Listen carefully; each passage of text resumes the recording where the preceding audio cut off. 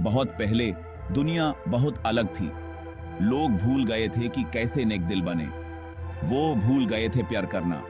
वो भूल गए थे अच्छे कैसे बनाए। उनके दिल बुराई से भरे हुए थे। परमेश्वर ने ये देखा और दुखी हुए। उन्हें बहुत तकलीफ हुई अपने बच्चों को रास्ते से भटकता देखकर। उन्होंने उन्हें एक नई शुरुआत देने का फैसला किया। परमेश्वर अपनी सृष्टि को यूं ही नहीं छोड़ने वाले थे। वो एक बात भेजेंगे जो सारी बुराई को बहा ले जाएगी, लेकिन वो अच्छे लोगों को भी बचाएंगे। वो उन्हें बचाएंगे जो अब भी उनसे प्यार करते हैं। वो उन्हें बचाएंगे जिनके दिलों में अभी भी उम्मीद बाकी है। और यहीं से नूह की कहानी शुरू होती है। नूह एक अच्छे इंसान थे। वो परमेश्वर के बताए हुए रास्ते पर चलते थे। उन्होंने अपने परिवार को भी यही सिखाया। वो इस अंधकार से भरी दुनिया में एक चमकती हुई रोशनी की तरह थे। परमेश्वर ने नूह की अच्छाई देखी। उन्होंने नूह का विश्वास देखा। वो जानते थे कि नूह इस महत्वपूर्ण काम के लिए सही इंसान है। परमेश्वर ने नूह से बात की।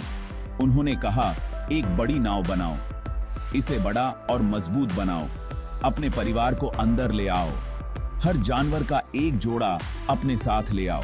नूह ने ध्यान से सुना। उन्हें परमेश्वर पर भरोसा था। वो जानते थे कि ये बड़ी नाव बहुत महत्वपूर्ण है। ये उनके परिवार को बचाने का एक तरीका था। ये जानवरों को बचाने का एक तरीका था। ये एक नई शुरुआत करने का एक तरीका था। बड़ी नाव के निर्माण। बड़ी नाव बनाना कोई आसान काम नहीं था। सभी जानवरों, भोजन और नूह के परिवार को समाहित करने के लिए इसे बहुत बड़ा होना था। नूह और उनके बेटे बिना रुके काम करते रहे। उन्होंने पेड़ काटे, उन्होंने हथौड़े और आरी से काम किया। धीरे धीरे बड़ी नाव ने अपना आकार लेना शुरू कर दिया। वहां से गुजरने वाले लोग हंसते और उनका मजाक उड़ाते। बाद वो चिढ़ाते, कितना हास्यास्पद। लेकिन नूह कभी विचलित नहीं हुए। उन्हें परमेश्वर के शब्दों पर भरोसा है। वो अपने काम की अहमियत जानते थे। सभी जीवित प्राणियों का भाग्य उनके कंधों पर टिका हुआ था। Section 4, 40 days and 40 nights, the deluge. और फिर वो हुआ। आसमान फट गया। पहले कभी इतनी बारिश नहीं हुई थी। 40 दिन और 40 रात तक बारिश होती रही। दुनिया ने ऐसी बाढ़ पहले कभी नहीं देखी थी। पानी ऊपर और ऊपर उठता गया।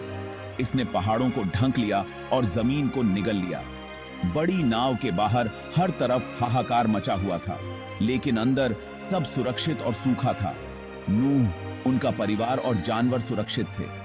उन्होंने महसूस किया कि बड़ी नाव लहरों पर हिचकोले खा रहा है, लेकिन परमेश्वर के वादे ने उन्हें मजबूत रखा। नूह जानते थे कि वे बच जाएंगे। वह जानते थे कि दुनिया का फिर से जन्म होगा। Section 5, a dove, an olive branch and a promise. आखिरकार बारिश रुक गई। पानी कम होने लगा। कई दिनों बाद बड़ी नाव अरारात पर्वत की चोटी पर आकर रुका। नूह ने एक कबूतर को बाहर भेजा। वह अपनी चोंच में जैतून की एक टहनी लेकर लौटा। जीवन का संकेत, आशा की किरण। नूह और उनका परिवार सूखी जमीन पर उतरे। उन्होंने ताजी हवा में सांस ली। उन्होंने सूरज की गर्मी को महसूस किया। वे जीवित रहने के लिए आभारी थे। परमेश्वर ने अपना वादा निभाया था। उन्होंने नूह और उनके परिवार को बचा लिया था। उन्होंने उन्हें एक और मौका दिया था। Section 6, the rainbow covenant, a symbol of hope. परमेश्वर ने नूह से फिर बात की। उन्होंने वादा किया कि वो फिर कभी धरती पर बाढ़ नहीं आने देंगे। इस वादे के निशान के तौर पर उन्होंने आसमान में एक खूबसूरत इंद्रधनुष लगाया। जब भी तुम इंद्रधनुष देखो तो मेरे वादे को याद करना, उन्होंने कहा। इंद्रधनुष आशा का प्रतीक बन गया। इसने सभी को परमेश्वर के प्यार की याद दिलाई। इसने सभी को अपनी सृष्टि की रक्षा करने के उनके वादे की याद दिलाई। और इस तरह नूह और उनके परिवार के साथ दुनिया की एक नई शुरुआत हुई, एक उज्जवल भविष्य की आशा के साथ। एक ऐसा भविष्य जो दया, प्रेम और अच्छाई से भरा हो।